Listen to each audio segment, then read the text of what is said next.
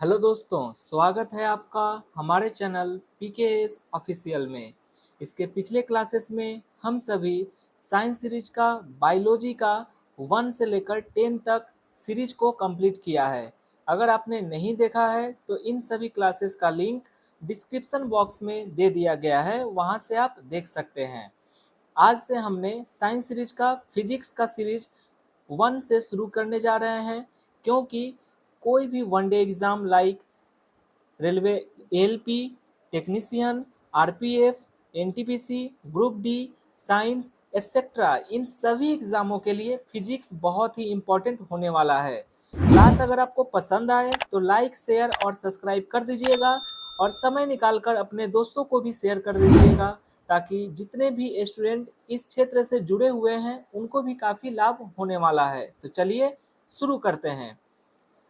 सबसे पहला क्वेश्चन है, एल्बर्ट आइंस्टाइन थे एक प्रसिद्ध, ऑप्शन ए चिकित्सक, ऑप्शन बी रसायन शास्त्री, ऑप्शन सी भौतिक शास्त्री, ऑप्शन डी जीव विज्ञानी। तो इसका राइट आंसर क्या होगा, आप लोग कमेंट करके जल्दी बताइए। देखिए, जो सापेक्षता के सिद्धांत के लिए प्रसिद्ध जो अल्बर्ट आइंस्टाइन थे, ये जर्मन के क्या थे, जर्मन वासी थे। और ये क्या थे, ये सबसे बड़े भौतिक शास्त्री थे। इसका राइट आंसर क्या होगा, इसका राइट आंसर हो जाएगा ऑप्शन सी, भौतिक शास्त्री थे। ठीक है, साथ साथ वो क्या थे, गणितज्ञ भी थे। तो इसका राइट आंसर ऑप्शन सी हो जाएगा। अल्बर्ट आइंस्टाइन थे एक प्रसिद्ध भौतिक शास्त्री। ठीक है, आई होप आप लोग समझ गए होंगे। चलिए, जब अल्बर्ट आइंस्टाइन के बारे में जब बात आया ही है तो हम लोग उनके बारे में थोड़ा जान लेते हैं।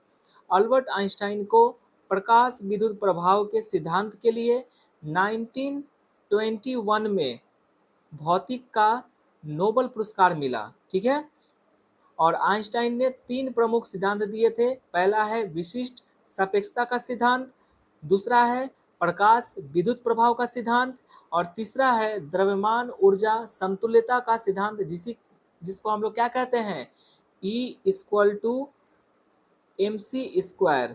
ठीक है, तो ये आप लोग याद रखिएगा। ये किसने दिए थे, अल्बर्ट आइंस्टाइन ने। आई होप आप लोग पूरा समझ गए होंगे।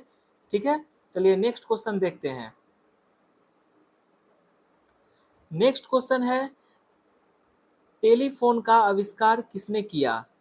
Option A Thomas Alva Edison, option B Alexander Graham Bell, option C Galileo, option D G Marconi. तो इसका राइट आंसर क्या होगा, आप लोग कमेंट कीजिए। देखिए, टेलीफोन का जो आविष्कार हुआ, ये किसने किया, तो टेलीफोन का आविष्कार अलेक्जेंडर ग्राहम बेल ने किया था। इसका राइट आंसर क्या हो जाएगा, ऑप्शन बी इसका राइट आंसर हो जाएगा। तो टेलीफोन का आविष्कार किसने किया था, अलेक्जेंडर ग्राहम बेल ने किया था। देखिए, और जो यहाँ पर दिया गया है, ये थॉमस अल्वा एडिसन, इनके बारे में भी थोड़ा जान लेते हैं। तो विद्युत बल्ब का आविष्कार किसने किया था, एडिसन ने। किसने, एडिसन ने क्या किया था, विद्युत बल्ब का आविष्कार किया था एडिसन ने। ठीक है, और गैलीलियो ने क्या दिया था, तो थर्मोस्कोप का आविष्कार क्या किसने किया था, तो गैलीलियो ने किया था। ठीक है, और रेडियो टेलीग्राफी का आविष्कार किसने किया था, तो मार्कोनी ने। बहुत बार एग्जाम में पूछा जाता है कि मार्कोनी ने किसका आविष्कार किया था, तो रेडियो का आविष्कार किया था जी मार्कोनी ने। आई होप आप लोग इन चारों ऑप्शन समझ गए होंगे, और एक क्वेश्चन से आप लोग 4 क्वेश्चन कर लिए। आई होप आप लोग पूरा समझ गए होंगे। चलिए नेक्स्ट क्वेश्चन देखते हैं। नेक्स्ट क्वेश्चन है, निम्नलिखित में से किन्हें ऊर्जा संग्रहण के लिए प्रयोग किया जा सकता है। ऑप्शन ए संपीड़ित वायु, option B spring, option C battery, option D संधारित्र। ठीक है, तो इसका राइट आंसर क्या होगा, आप लोग कमेंट करते जाइए। ठीक है, ताकि पता चले आप लोग कितना कर पा रहे हैं। ठीक है, देखिए, ऊर्जा जो संग्रहण है, ऊर्जा को जो हम लोग स्टोर करके रखते हैं, ठीक है, तो ऊर्जा संग्रहण के लिए किसका उपयोग किया जाता है, तो इसका राइट आंसर हो जाएगा ऑप्शन डी संधारित्र। संधारित्र का प्रयोग किया जाता है किसके लिए, तो ये ऊर्जा संग्रहण के लिए। ठीक है, चलिए अब थोड़ा जान लेते हैं संधारित्र क्या है, इसके बारे में तो जानना जरूरी है। देखिए, वह विद्युत युक्ति जो किसी विद्युत यंत्र के आवेश ग्रहण करने की क्षमता को बढ़ा देता हो, उसे संधारित्र कहते हैं। ठीक है। और संधारित्र द्वारा संग्रह ऊर्जा को आवश्यकता अनुसार उपयोग किया जा सकता है, जब आवश्यकता लगे तब उसका उपयोग हम लोग कर सकते हैं। तो ऊर्जा संग्रहण कहाँ किया जा सकता है, किसमें, तो संधारित्रों में, ठीक है। और संधारित्र क्या है आप लोग समझ गए होंगे, तो इसका राइट आंसर ऑप्शन डी हो जाएगा। चलिए नेक्स्ट क्वेश्चन देखते हैं। कौन सा संयंत्र तरल पदार्थों के विशिष्ट गुरुत्व को मापता है? Option A gravimeter, option B hydrometer, option C hygrometer, option D dipsometer. तो इसका राइट आंसर क्या होगा आप लोग कमेंट कीजिए। देखिए ये जो संयंत्र जो है ये तरल पदार्थों के विशिष्ट गुरुत्व को मापता है, किसको, तो ये मापता है ग्रेविमीटर को।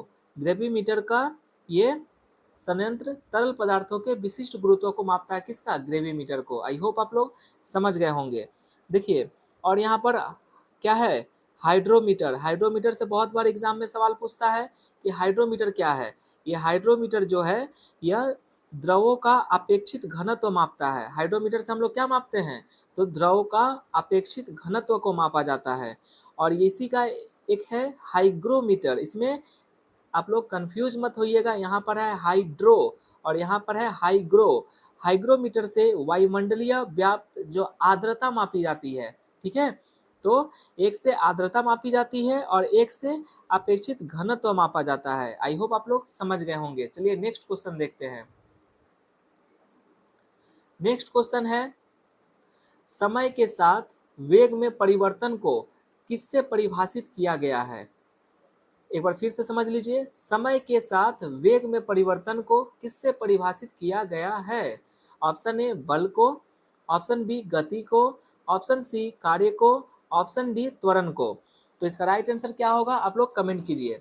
ये तो बहुत ही इजी क्वेश्चन है। चलिए देखिए, समय के साथ वेग में परिवर्तन को हम लोग किससे परिभाषित करते हैं, तो उसे हम लोग त्वरण कहते हैं, त्वरण से परिभाषित करते हैं, ठीक है। और त्वरण का जो फॉर्मूला क्या होता है, acceleration. Acceleration equal to v minus U बटा टी, यानी वेग में परिवर्तन, वेग परिवर्तन बटे समय, समय में परिवर्तन, ठीक है। ये आप लोग याद रखिएगा। चलिए तो समय के साथ जो वेग में परिवर्तन को हम लोग क्या कहते हैं, त्वरण कहते हैं, ये आप लोग याद रखिएगा। और जो ये त्वरण का जो फॉर्मूला है ये आप लोग याद रखिएगा, ठीक है। v minus you by T, ये किसका फॉर्मूला है, तो ये एक्सक्लेरेशन यानी त्वरण का फॉर्मूला है। आई होप आप लोग पूरा समझ गए होंगे। चलिए नेक्स्ट क्वेश्चन देखते हैं। किसी अर्धचालक का ताप बढ़ने पर यानी बढ़ाने पर उसकी प्रतिरोधकता क्या होगी? ए बढ़ जाती है, ऑप्शन बी घटती है, ऑप्शन सी समान रहती है, ऑप्शन डी पहले बढ़ती है फिर घटती है। क्या होगा इसका राइट आंसर आप लोग कमेंट कीजिए। देखिए किसी अर्धचालक, अर्धचालक ठीक है, का ताप अगर बढ़ाने पर उसकी प्रतिरोधकता में क्या होता है, तो उसकी प्रतिरोधकता क्या होगा, उसकी प्रतिरोधकता घटती है। तो इसका राइट आंसर ऑप्शन बी हो जाएगा। तो किसी अर्धचालक का ताप बढ़ने पर प्रतिरोधकता क्या होगा, घटती है, ठीक है। चलिए यहाँ पर अर्धचालक आया है तो थोड़ा हम लोग धातु और अधातु के बारे में भी जान लेते हैं, क्योंकि क्वेश्चन बहुत बार घुमा के दे देता है। तो देखिए जो अधातु हैं, अधातु का प्रतिरोध क्या होता है, तापमान बढ़ने से क्या होता है अधातु में, उनका भी अधातु में भी तापमान क्या होता है, घटता है, ठीक है। और धातु अगर तापमान के बढ़ने से धातु यानी चालक जो होते हैं उनका तार का प्रतिरोध बढ़ जाता है, अगर धातु है तो बढ़ेगा, और अधातु और अर्धचालक है तो क्या होगा, उसका प्रतिरोध ताप बढ़ाने पर घटेगा। ये आप लोग याद रखिएगा। चलिए नेक्स्ट क्वेश्चन देखते हैं। निम्न में से कौन सा नियम रॉकेट प्रणोदन में शामिल होता है? ऑप्शन ए न्यूटन के गति का पहला नियम, ऑप्शन बी न्यूटन के गति का दूसरा नियम, ऑप्शन सी न्यूटन के गति का तीसरा नियम, ऑप्शन डी न्यूटन के गुरुत्वाकर्षण का नियम। तो इसका राइट आंसर क्या होगा आप लोग कमेंट करके जल्दी बताइए। देखिए जो ये नियम जो है ये रॉकेट प्रणोदन में शामिल होता है, तो कौन सा होगा आप लोग कमेंट कीजिए जल्दी। देखिए जो न्यूटन के गति का जो ये तीसरा नियम है, ये तीसरा नियम क्या है, ये रॉकेट प्रणोदक में शामिल होता है। तो इसका राइट आंसर क्या हो जाएगा, ऑप्शन सी। न्यूटन के गति का तीसरा नियम रॉकेट के प्रणोदन में शामिल होता है। चलिए न्यूटन के गति का अब नियम आया है, तो तीसरा नियम क्या है पहले जान लेते हैं। देखिए न्यूटन के जो तीसरा जो नियम है, ये तीसरा नियम, इसके अनुसार प्रत्येक क्रिया के बराबर और विपरीत दिशा में प्रतिक्रिया होती है। क्या होती है, तो न्यूटन के तृतीय गति के अनुसार प्रत्येक क्रिया के बराबर क्या होता है, विपरीत दिशा में प्रतिक्रिया होती है। अब पहला नियम जान लेते हैं।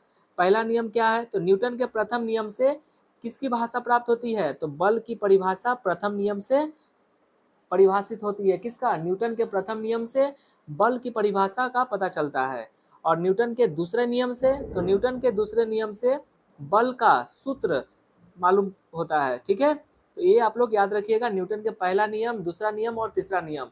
तो रॉकेट प्रणोदन में तीसरा नियम का यूज किया जाता है। आई होप आप लोग पूरा समझ गए होंगे। चलिए नेक्स्ट क्वेश्चन देखते हैं। नेक्स्ट क्वेश्चन है स्थिति विज्ञान यानी स्टैटिस्टिक्स निम्नलिखित में से किससे संबंधित है। ऑप्शन ए गतिमान स्थिति, ऑप्शन बी विराम की स्थिति, ऑप्शन सी मानसिक स्थिति, ऑप्शन डी आंकड़ों का अध्ययन। तो इसका राइट आंसर क्या होगा, आप लोग जल्दी से कमेंट कीजिए। देखिए जो स्थिति विज्ञान है यानी स्टेटिस्टिक जो है, यह किससे संबंधित है, तो यह हो जाएगा आपका आंकड़ों का अध्ययन से संबंधित हो जाएगा। तो इसका राइट आंसर क्या हो जाएगा, ऑप्शन डी। ऑप्शन डी जो हो जाएगा, यह स्थिति विज्ञान का संबंधित है। कौन, आंकड़ों का अध्ययन। ठीक है, स्थिति विज्ञान क्या है पहले ये जान लीजिए। स्थिति विज्ञान गणित की एक क्या है, शाखा है, गणित का एक ब्रांच है। कौन, स्थिति विज्ञान। ठीक है, स्थिति विज्ञान में गणितीय आंकड़ों को क्रमबद्ध रखा जाता है, जिससे क्या होता है, सरल रूप से समझाने में और आकलन करने में सहायता मिलता है। तो इसका राइट आंसर क्या हो जाएगा, ऑप्शन डी। स्थिति विज्ञान जो है स्टैटिस्टिक, यह आंकड़ों का अध्ययन करता है। इसका राइट आंसर ऑप्शन डी हो जाएगा। चलिए नेक्स्ट क्वेश्चन देखते हैं। एंगस्ट्रम इकाई है, किसकी इकाई है एंगस्ट्रम। ऑप्शन ए तरंगदैर्घ्य की, ऑप्शन बी ऊर्जा की, ऑप्शन सी आवृत्ति की, ऑप्शन डी वेग की। तो इसका राइट आंसर क्या होगा, आप लोग कमेंट कीजिए। देखिए एंगस्ट्रम जो है यह किसकी इकाई है, तो एंगस्ट्रम जो इकाई है यह हो जाएगा ऑप्शन ए तरंगदैर्घ्य की। एंगस्ट्रॉम किसकी इकाई है, तो तरंगदैर्घ्य की इकाई हो जाएगा किसकी, एंगस्ट्रॉम की। तो इसका राइट आंसर क्या हो जाएगा, इसका राइट आंसर ऑप्शन ए हो जाएगा। तरंगदैर्घ्य की इकाई, एंगस्ट्रॉम की इकाई क्या है, ये तरंगदैर्घ्य है। आई होप आप लोग समझ गए होंगे। नेक्स्ट क्वेश्चन है, निम्न में से कौन सी धातु केवल पराबैंगनी तरंगों की प्रतिक्रिया पर अपने पृष्ठ से इलेक्ट्रॉन उत्सर्जित करती है। Option A sodium, option B potassium, option C zinc, option D caesium. देखिए इसका राइट आंसर क्या होगा, पहले आप लोग कमेंट कीजिए। देखिए जो जिंक धातु है, कौन, ये जो जिंक धातु है, यह पराबैंगनी तरंगों की प्रतिक्रिया जो होती है, पराबैंगनी की जो प्रतिक्रिया, तरंगों की प्रतिक्रिया पर अपने पृष्ठ से क्या करती है, तो इलेक्ट्रॉन उत्सर्जित करती है। तो इसका राइट आंसर क्या हो जाएगा, ऑप्शन सी, ये जिंक में होता है। आई होप आप लोग पूरा क्वेश्चन समझ गए होंगे। अगर कोई भी डाउट है तो आप लोग कमेंट करके जरूर पूछिए। और आपने इस 10 क्वेश्चन में कितने क्वेश्चनों का सही आंसर दिया, आप लोग नीचे कमेंट बॉक्स में कमेंट कीजिए, ताकि मुझे भी पता चले कि आप लोग कितना मेहनत कर रहे हैं। आई होप आप लोग पूरा समझ गए होंगे। चलिए मिलते हैं नेक्स्ट वीडियो में।